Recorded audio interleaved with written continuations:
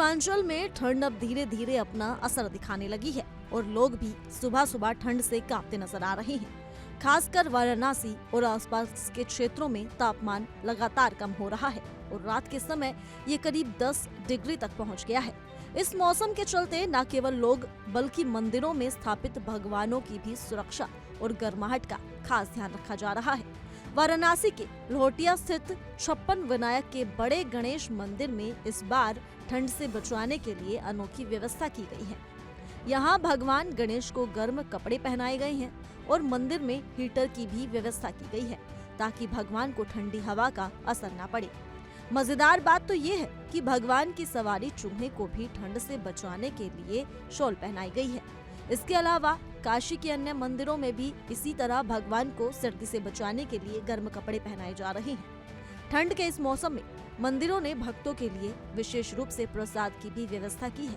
इस बार चढ़ावे के रूप में चूरा मटर और गाजर का हलवा चढ़ाया जा रहा है, जो न केवल स्वाद में लाजवाब है बल्कि शरीर को गर्म रखने में भी मदद करता है। स्थानीय पुजारियों का कहना है कि भगवान और उनकी सवारी का ध्यान रखना भी हमारी जिम्मेदारी है।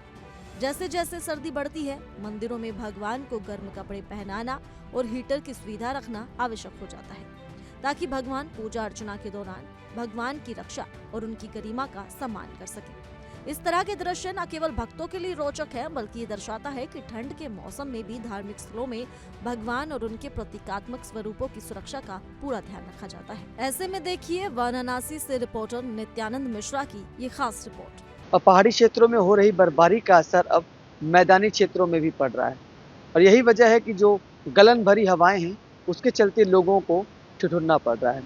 बात की जाए धार्मिक नगरी काशी की, तो काशी में इंसानों के साथ साथ भगवानों को भी ठंड लगती है। मौजूदगी हमारी काशी के बड़ा गणेश मंदिर में और आपको एक तस्वीर दिखाना चाहते हैं। सामने गणेश भगवान हैं, बड़ा गणेश मंदिर है ये। आप देख रहे होंगे कि भगवान को भी यहाँ पे कंबल ओढ़ाया गया है ताकि भगवान भी ठंड से बच सकें। इसके साथ ही काशी में तमाम मंदिर जो हैं, सभी मंदिरों में भगवान को कंबल ओढ़ाया जाता है।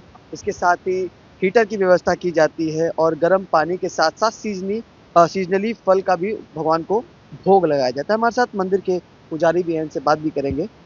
गुरु जी, अपना नाम बता दीजिए। हमारा नाम बबलू तिवारी है, बड़ा गणेश मंदिर के पुजारी हूँ। किस प्रकार की ठंडी बनारस में पड़ रही थी? इस समय ठंडी बहुत पड़ रही है। देखा जा रहा है कि तमाम मंदिरों में भगवान को कंबल वगैरह ओढ़ाया जा रहा है, क्या परंपरा?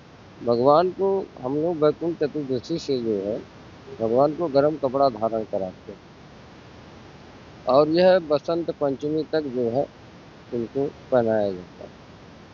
भगवान को कंबल है, रजाई है, टाल है, ये लगाया जाता है और सीजनली जो गाजर का हलवा है, चूड़ा मटर है, मगदल है और फल है, बाबा को भोग लगता है।